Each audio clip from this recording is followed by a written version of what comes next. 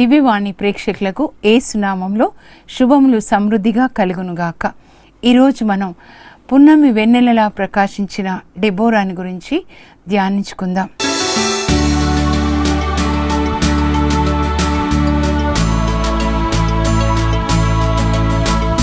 దేవుడు పగటిని పరిపాలించుటకు సూర్యుని, రేయిని పరిపాలించుటకు చంద్రుని సృజించాడు అని వ్రాయబడి ఉంది. ఆదికాండం 1:16. అంటే సూర్యుడు అంటే తండ్రితో పోలుస్తారు, చంద్రుణ్ణి మరి తల్లితో పోలుస్తారు, స్త్రీతో పోలుస్తారు. పగటి వేళ అంటే అన్ని సరిగ్గా ఉన్నప్పుడు మరి పురుషుడు, ఇంటి యజమానుడు పరిపాలిస్తాడు. రాత్రి వేళ అంటే కష్ట సమయంలో, శ్రమల మధ్యలో స్త్రీ వెన్నెలలాగా ప్రకాశించాలి ఇంట బయట అని దేవుని యొక్క అభిష్టమైనది.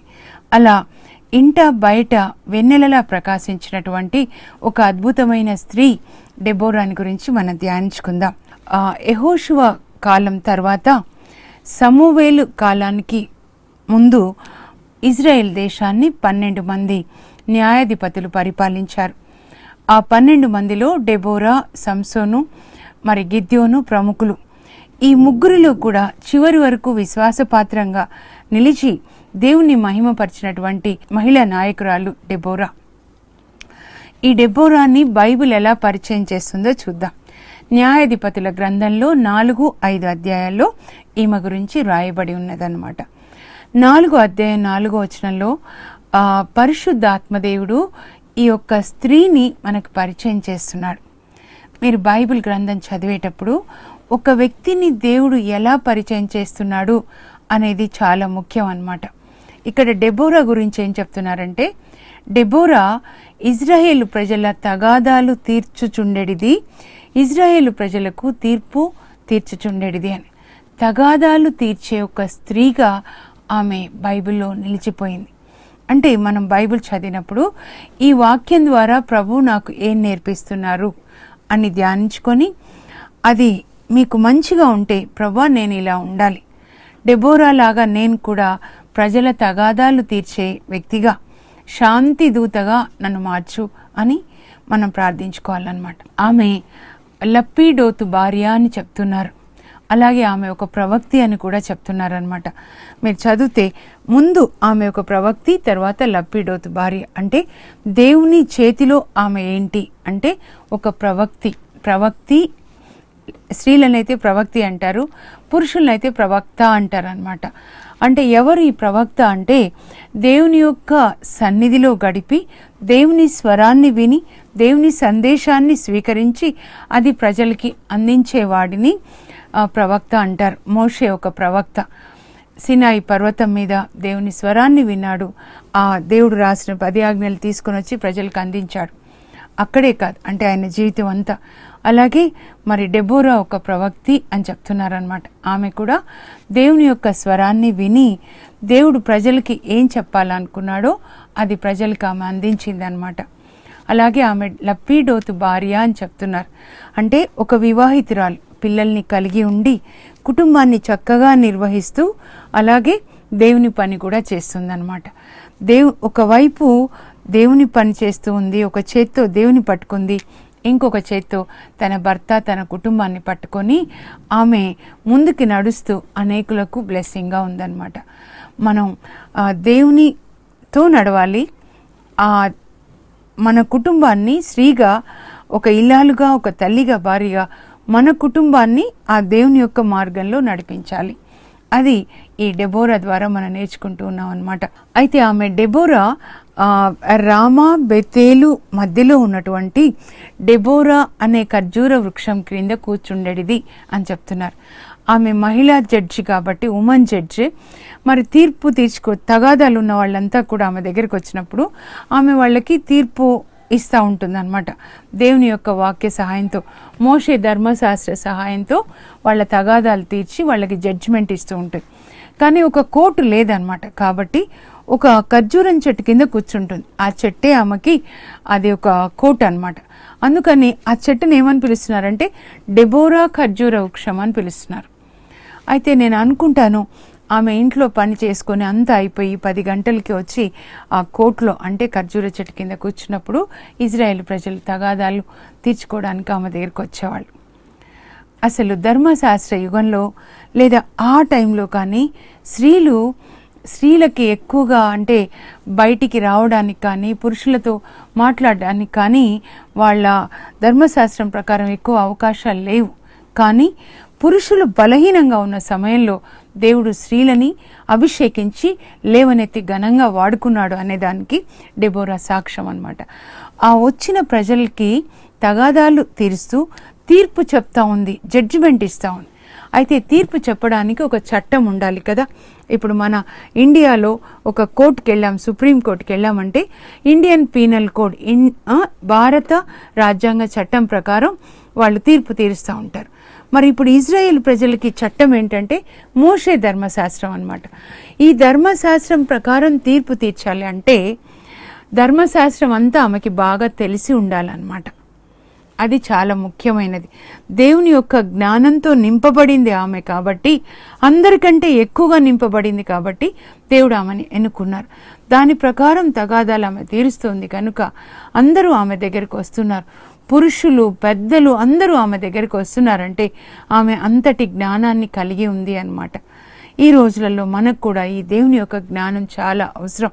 మన ఇంటిని కట్టుకోవడానికి జ్ఞానం చాలా అవసరం. అందుకే సామెతల గ్రంథంలో సొలొమోను రాజు రాస్తూ ఉన్నాడు, సామెతలు 14:1 జ్ఞానవంతురాలు తన ఇల్లు కట్టుకుంటుంది. జ్ఞానం ఏంటి? ఇది ఒక్కటే దేవుని యొక్క జ్ఞానం అన్నమాట. ఈ దేవుని జ్ఞానంతో మన ఇంటిని కట్టుకోవాలి అని చెప్తున్నారు.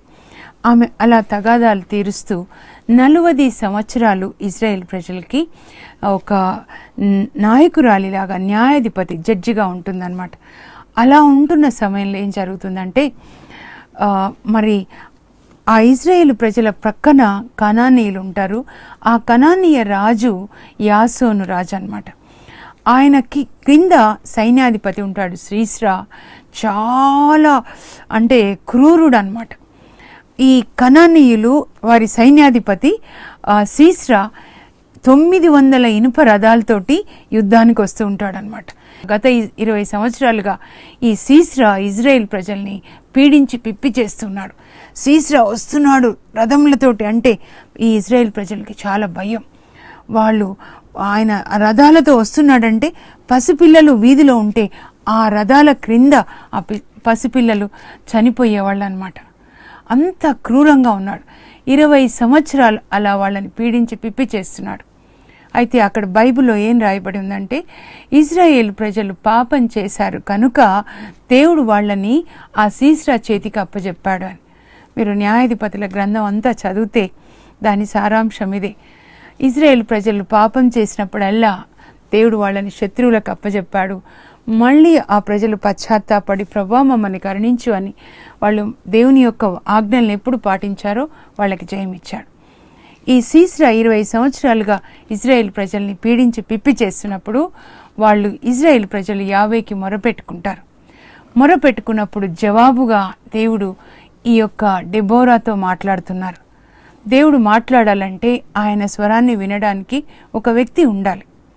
అలా దేవుని సన్నిధిలో ఆయన యొక్క పరిశుద్ధతని ధరించుకున్న ఒక స్త్రీ అక్కడ నిలబడింది దేవునికి ప్రజలకి మధ్యలో. అప్పుడు దేవుడు డెబోరాతో మాట్లాడతారనమాట. అప్పుడు డెబోరా దేవుని యొక్క సందేశాన్ని విని ఆమె బారాకుని పిలుస్తుంది. ఈ బారాకు ఎవరనంటే ఇజ్రాయెల్ ప్రజల్లో యుద్ధం చేసేటటువంటి యుద్ధ శూరులకి ఒక నాయకుడు అనమాట. వాళ్ళకి అప్పటికి ఇంకా మంచి సైన్యం కానీ ఫార్మ్డ్ ఆర్మీ కానీ ఒక ఆర్మీ ఆఫీసర్ లేరు, కానీ యుద్ధం చేసే యువకులు ఉంటారన్నమాట. ఆ యువకులకి నాయకుడుగా ఈ బారాకున్నాడు. అప్పుడు డెబోరా ఆ బారాకుని పిలిచి చెప్తుంది, యావే దేవుని యొక్క సందేశం ఇది. నీవు వెళ్ళి ఆ తాబోరు కొండ మీద ఉండి ఆ కిషన్ లోయలో సీస్రాని నువ్వు ఎదుర్కో, యావే దేవుడు నీకు ముందుగా వెళ్ళి నీకు జయమిస్తాడు అని చెప్తుంది. అప్పుడు బారాక్ అంటాడు, మీరు కూడా నాతో వస్తే అప్పుడు నేను యుద్ధానికి వెళ్తాను, నువ్వు నాతో రాకపోతే నేను వెళ్ళను. ఆమె సరే అని చెప్తుంది అనమాట. అయితే ఈ యుద్ధంలో నీకు దానివల్ల కీర్తి కలగదు, ఒక స్త్రీకి ఈ యుద్ధంలో దేవుడు కీర్తి కలిగేలాగా చేస్తాడు అని చెప్తారు. అప్పుడు వాళ్ళు యుద్ధానికి సిద్ధమవుతారనమాట. ఆ యుద్ధంకి వెళ్ళిన తర్వాత దేవుడు వాళ్ళ పక్షాన ఎలా పోరాడి ఎలా జయాన్నిచ్చాడో, ఈ డెబోరా వల్ల 40 సంవత్సరాలు ఇజ్రాయెల్ ప్రజల్ని దేవుడు ఎలా కాపాడారో బ్రేక్ తర్వాత తెలుసుకుందామా?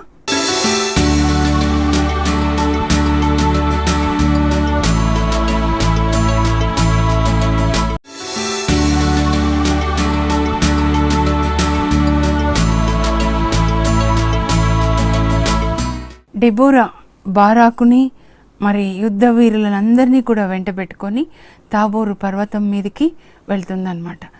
యుద్ధ రంగంలో అడుగిడిన మొదటి మహిళగా పరిశుద్ధ గ్రంథంలో డెబోరా నిలిచిపోయింది. ఆది గ్రంథం నుంచి చూస్తే ఎవరు కూడా స్త్రీలు యుద్ధ రంగంలోనికి అడుగు పెట్టలేదు. కానీ ఆమె ధైర్యంగా బారాకుని మరి యుద్ధ వీరులని యోధులని ప్రోత్సహిస్తుంది. రండి, ప్రభు మనకి ముందుగా వెళ్తాడని. తాబోరు కొండ మీద బారాకు యుద్ధ వీరులు డెబోరాతో ఉంటారు. తాబోరు కిందకి చూసినప్పుడు అక్కడ ఆ సీస్రా 900 ఇనుప రథాలతోటి అనేక మంది మరి తనతో ఉన్నటువంటి ఆ సైన్యంతో కింద ఉంటాడు. ఇలాని చూస్తాడనమాట. ఎప్పుడైతే సీస్రాని చూస్తాడో బారాకులో మళ్ళీ భయం వచ్చిందనమాట. అప్పుడు డెబోరా బారాకుని అక్కడ ఉన్నటువంటి యుద్ధ శూరులని ప్రోత్సహిస్తుంది. వెళ్ళి ఆ సీస్రాని తరిమి కొట్టండి, దేవుడు మీకు ముందుగా వెళ్తూ ఉన్నాడు. ఈరోజు యావే ఆ సీస్రాని మీ వశం చేశాడు. బారాకు వెళ్ళి పోయి శత్రువు మీద పడండి, దేవుడు మీకు తోడుగా ఉన్నాడు అని ఈ డెబోరా ఎప్పుడైతే వాళ్ళని ప్రోత్సహిస్తుందో అప్పుడు బారాకు ధైర్యం తెచ్చుకుంటాడు. ఆ సైన్యం అంతా కూడా యోధులంతా కూడా ఇజ్రాయేల్ యోధులంతా ధైర్యం తెచ్చుకొని ఆ సీస్రాని వెంటబడతారనమాట. ఎప్పుడైతే వీళ్ళందరూ కూడా బారాకు యోధులు ఆ సీస్రా వెంట పడతారో ఆ క్రూరుడైనటువంటి సీస్రాలో దేవుడే భయాన్ని కలుగజేస్తారు. బారాకు అంటే భయం కలుగజేస్తారనమాట. అప్పుడు బారాకు తరిమి కొడుతూ ఆ అందరినీ ఆ కననీయ సైనికులను చంపుతూ చివరికి సీస్రా వెంట పడతాడు. సీస్రా భయపడి పారిపోయి ఒక యాయేలు అనే ఇజ్రాయేలీల ఒక వనిత అన్నమాట. ఆమె కేనీయుడైన హెబేర్ని పెళ్లి చేసుకుంటుంది. ఆ హెబేర్కి కనానీయ రాజుతోటి యాబీన్తో పొత్తుంటుందన్నమాట. ఆమెకి ఎంత చాలా ఈ సీస్రా అంటే చాలా కోపం. మా ఇజ్రాయేల్ ప్రజల్ని ఇనుప రథాల క్రింద మా పసి పిల్లల్ని చంపివేసిన ఈ దుర్మార్గుడు అని ఆమెకి లోపల చాలా ఉంటుంది. ఎలాగైనా కూడా ప్రతీకారం తీర్చుకోవాలి అని చెప్పి ఈ సీస్రా పరిగెత్తి ఈ యాయేలు అనే ఇల్లాలు గుడారంలోకి వెళ్తాడు. వెళ్ళి నా దుప్పటి కప్పేసాయి, నాకు చాలా దాహంగా ఉంది, కొంచెం మజ్జిగ ఇవ్వు అని అంటే అతని తోలు తిత్తిలోంచి మజ్జిగ ఇస్తుంది. దుప్పటి కప్పేసాయి, ఎవరైనా వచ్చి సీస్రా ఇటు వచ్చాడంటే రాలేదని చెప్పాడు. అలాగే దొరా, ఎవరు అడిగినా మీరు రాలేదని చెప్తాను, మీరు నిశ్చింతగా పడుకోండి, మీకేంటి భయం అని దుప్పటి కప్పేస్తుంది. ఆ సీస్రా భయపడి అలసిపోయి నిద్రపోతాడు, గాఢ నిద్రపోతాడు. అప్పుడు యాయేల్కి దేవుడు ధైర్యాన్ని ఇస్తారు. ఒక మామూలు ఇల్లాలు ధైర్యాన్ని ఇస్తాడు. 20 సంవత్సరాలు ఈ సీస్రా మమ్మల్ని పీడించి పిప్పి చేశాడు, మా పొలాల్ని తగలబెట్టాడు, మా పసిపిల్లల్ని నుజ్జు చేశాడు ఇనుప రథాల క్రింద. ఈరోజు యావే దేవుడు ఇతన్ని నా చేతిలో పెట్టాడు అని ధైర్యాన్ని దయచేయండి అని చెప్పేసి ఆమె ప్రార్థించి ఆ గుడారాల మేకును తీసుకుంటుంది. గాఢంగా నిద్రిస్తున్నటువంటి సీస్రా కణతలపై పెట్టి సుత్తె తీసుకొని ఒక్క దెబ్బ కొట్టేస్తుంది, అంతే. ఆ గుడారపు మేకు సీస్రా కణతల్లో దిగబడి అటు నుంచి ఇటు దిగబడి నేలలోకి పోతుంది. ఆ సీస్రా చేస్తాడనమాట. అప్పుడు వెతుకుంటూ వస్తాడు బారాకు, ఎక్కడ ఇదిగో రండి దొరా, నేను చూపిస్తానని చెప్పేసి బారాకుని పిలిపించి యాయేలు అదిగో సీస్రా చనిపోయాడని చూపిస్తుంది అనమాట. అప్పుడు అందరూ ఇజ్రాయెల్ ప్రజలకి ఎంత సంతోషం. 20 సంవత్సరాలు మనల్ని పీడించి పిప్పి చేసిన దుష్టుడు ఈరోజు మరణించాడు. యావే దేవుడు మనకి ఈరోజు జయాన్నిచ్చాడు, మన పక్షాన యుద్ధం చేశాడు. అప్పుడు ఆ డెబోరా ప్రజలందరినీ పిలుస్తుందన్నమాట. పిలిచి దేవునికి వందనం చెప్దామని స్తోత్ర గీతం పాడుతుందన్నమాట. చూడండి, దేవుని యొక్క ఆత్మ ఉన్న వాళ్ళ లక్షణం ఏంటంటే వాళ్ళు దేవునికి స్తోత్ర గీతం పాడతారు. మీరు చూస్తే మరియ తల్లి పరిశుద్ధాత్మని పొంది ఎలిజబెతమ్మని సందర్శించిన తర్వాత ఎలిజబెతమ్మ ఇంట్లో దేవునికి వందనాలు చెప్తూ స్తోత్రగీతం పాడుతుంది. లూకా 1:46 నుంచి 55 వరకు. నా హృదయం ప్రభుని స్తుతిస్తుంది, నా ఆత్మ నా రక్షకుని యందు ఆనందిస్తుంది అని. అలాగే ఇక్కడ డెబోరా చక్కని స్తోత్ర గీతాన్ని పాడుతుందన్నమాట. ఇశ్రాయేలు వీరులారా, మీ తల సిగలు విప్పుకొని యుద్ధానికి రండి, యావేని స్తుతించండి, ప్రభుని స్తుతించండి. రాకుమారులారా, రాజులారా రండి, మనకి జయాన్నిచ్చిన దేవుని స్తుతిస్తాం రండి అని ఆమె స్తుతి గీతం పాడుతూ ఉండగా ఆ బారాకు ఆమె వెనకాల పాటను ఎత్తుకొని పాడతాడు, డెబోరా, ఇజ్రాయేళ్ల పాలిట తల్లివమ్మ నీవు ఇదిగో ఒక నాయకురాల్లాగా విజృంభించే వరకు ఇజ్రాయెల్ దేశము నిర్జీవంగా పడి ఉంది. కానీ ఎప్పుడైతే నువ్వు మాకు తల్లిలాగా ఉండి మమ్మల్ని ఇదిగో దేవుని యొక్క వాక్యంలో దేవుని మార్గంలో నడిపిస్తూ ప్రోత్సహిస్తూ మమ్మల్ని యుద్ధానికి తీసుకొని వచ్చావో దేవుడు మాకు జయాన్నిచ్చాడు అని డెబోరా లెమ్మో ప్రకాశించు అని చెప్పేసి డెబోరా వెనకాల బారాకు కూడా విజయ గీతాన్ని పాడతాడు. అప్పుడు ఆ గీతంలో ఆమె అంటుంది, గుడారములలో నివసించు యాయేలు స్త్రీలందరిలో కూడా ధన్యురాలు. ఆమె ఆ సీసాకి మజ్జిగనిచ్చి నిద్రపుచ్చి గుడారంలో మేకుతో అతని కణితిలో పెట్టి అతన్ని చంపేసింది అని చెప్పి ఆ పాట పాడి దేవునికి స్తుతులు అని దేవునికి వందనాలు అర్పిస్తారనమాట. ఆ తర్వాత సీసరా మరణించిన తర్వాత ఈ డెబోరా జీవించినంతకాలం 40 సంవత్సరాల ఆమె న్యాయాధిపతిగా 40 సంవత్సరాలు ఉన్న కాలంలో ఎవ్వరూ కూడా ఇజ్రాయెల్ ప్రజల్ని మళ్ళీ బాధించడానికి సాహసించలేదు అని వ్రాయబడి ఉన్నదన్నమాట. చివరి వరకు దేవునికి విశ్వాసపాత్రంగా ఉంది. మీరు ఒక్కసారి ఈమెను చూసినట్లయితే చూడండి, ఆమె ఎట్లా ప్రోత్సహించింది చూడండి. చక్కగా మీరు వెళ్ళి ఆ సీసరా మీద పడండి, దేవుడు మీకు ముందుగా వెళ్ళి మీకు జయమిస్తాడు, ఆ సీసరాని మీ వశం చేశాడు, వెళ్ళండి, వెంటాడండి అని ప్రోత్సహిస్తుంది అనమాట. మీరు కూడా ప్రోత్సహించే బిడ్డలుగా ఉండండి. ఆమె ఇజ్రాయేల్ ప్రజల తగాదాలు తీర్చింది దేవుని యొక్క జ్ఞానంతో. దేవుడు జయమిచ్చిన తర్వాత దేవుణ్ణి స్తుతిస్తూ ఉంది. మీరు ఎల్లప్పుడూ దేవుని స్తుతించండి. దేవుని స్తుతి దేవుని సన్నిధిని తీసుకొని వస్తుంది అనమాట. ఆ సన్నిధి మీకు జయమిస్తుంది, దేవుని సన్నిధి మీకు జయమిస్తుంది. అందుకే బారాకు నువ్వు వెళ్ళి యుద్ధానికి వెళ్ళమంటున్నారు దేవుడు అంటే బారాక్ అంటాడు, అమ్మా నువ్వు మాతో రాకపోతే నేను వెళ్ళనమ్మా అంటాడు. ఎందుకు ఆ మాట అన్నాడంటే డెబోరాతో దేవుని సన్నిధి ఉంది, డెబోరా వస్తే దేవుడు కూడా వస్తాడు, దేవుడు వచ్చాడంటే జయం కలుగుతుంది అని అనమాట. కనుక మీరు ఎప్పుడు స్తుతి చేయండి. ఇంట్లో వంట చేస్తూ, బట్టలు ఉతుక్కుంటూ, పని చేస్తూ ఎల్లప్పుడూ దేవుని స్తుతించండి. కీర్తన 149లో 9వ వచనంలో దావీదు అంటున్నాడు, దైవ ప్రజల విజయం ఇదియే, మీరెప్పుడూ దేవుని స్తుతించండి.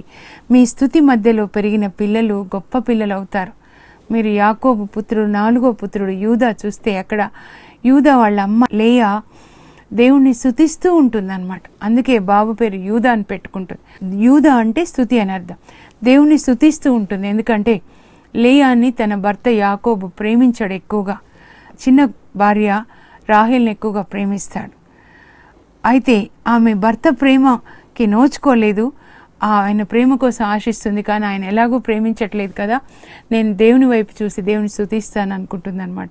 లియా దేవుని స్తుతిస్తుండగా పెరిగిన యూదా గొప్పవాడవుతాడు. అదే యూదా వంశంలో దావీదు రాజులు పుట్టి చివరికి యేసు ప్రభు పుడతాడనమాట.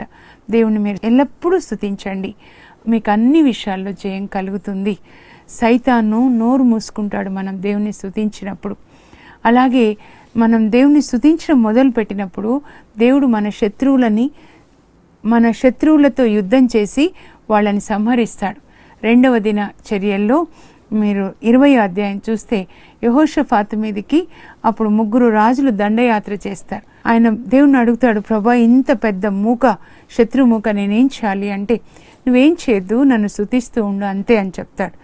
ఎప్పుడైతే యెహోషాఫాతు యొక్క ప్రజలు యూదా ప్రజలు దేవుని స్తుతిస్తూ యుద్ధానికి వెళ్తారో, యుద్ధ భూమికి వెళ్లే లోపల వీరు స్తుతి గీతములు పాడుచుండగా దేవుడు శత్రువులలో అంతఃకలహాలు పుట్టించి వాళ్లలో ఒకరిని ఒకరు వాళ్లే చంపుకునేలాగా చేసి వాళ్ళ ఆ శత్రువుల మీద వీళ్ళకి జయమిస్తాడనమాట.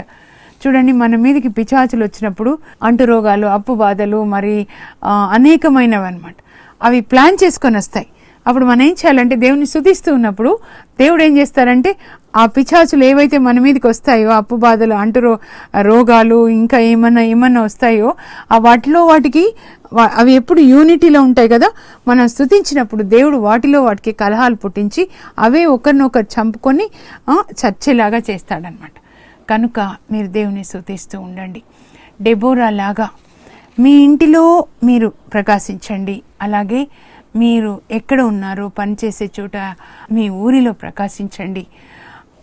అది డెబోరా ద్వారా దేవుడు మనకి బోధిస్తూ ఉన్నారు. దేవుని కృప మీకు తోడైండునుగాక. ఒక్క నిమిషం ప్రార్థన చేసుకుందామా. పరలోకపు మా తండ్రి, మీ పరిశుద్ధ నామమునకు స్తోత్రం కలుగునుగాక. నాయన, డెబోరా ఎలాగైతే మహిళా న్యాయాధిపతిగా ఇజ్రాయేల్ ప్రజలకి తగాదాలు తీర్చి ఇజ్రాయేల్ దేశంలో శాంతిని స్థాపించిందో, అలా మేమున్న చోట ప్రభువా శాంతిని స్థాపించే శాంతి దూతలుగా మమ్మల్ని మార్చండి. డెబోరా ఏ విధంగా తన కుటుంబాన్ని కట్టుకుందో దేవుని వాక్యం మీద, అలా మేము కూడా మీ వాక్యం మీద మా ఇంటిని కట్టుకునే కృప దయచేయండి. డెబోరా ఎలా ప్రోత్సహించిందో బారాకుని, మరి అలాగే ఇజ్రాయేల్ సైనికులని ప్రభువా మేము కూడా అలా ప్రోత్సహించే వ్యక్తులుగా మమ్మల్ని మార్చండి. మా పిల్లల్ని, మా భర్తని ప్రభా మేము ఎక్కడున్నా కూడా ఇతరులకు ఎంకరేజ్మెంట్గా ఉండడానికి కృప దయచేయండి. డెబోరా ఎలాగైతే మీరు జయమిచ్చినప్పుడు స్తోత్రగీతం పాడిందో, మేము కూడా ఎల్లప్పుడూ కృతజ్ఞత చెప్తూ మిమ్మల్ని స్తుతించే బిడ్డలుగా మమ్మల్ని ఉంచండి. ఇంట్లో బయట ప్రకాశించే కృప నాతో పాటు ప్రార్థనలో పాల్గొంటున్న ప్రతి ఒక్క బిడ్డకి దయచేయమని యేసు నామములో అడుగుచున్నాం తండ్రి, ఆమెన్. డెబోరా లాగా ప్రకాశించే కృపని మీకందరికీ దేవుడు దయచేయునుగాక. వచ్చే వారం మరొక స్త్రీని గురించి తెలుసుకుందాం.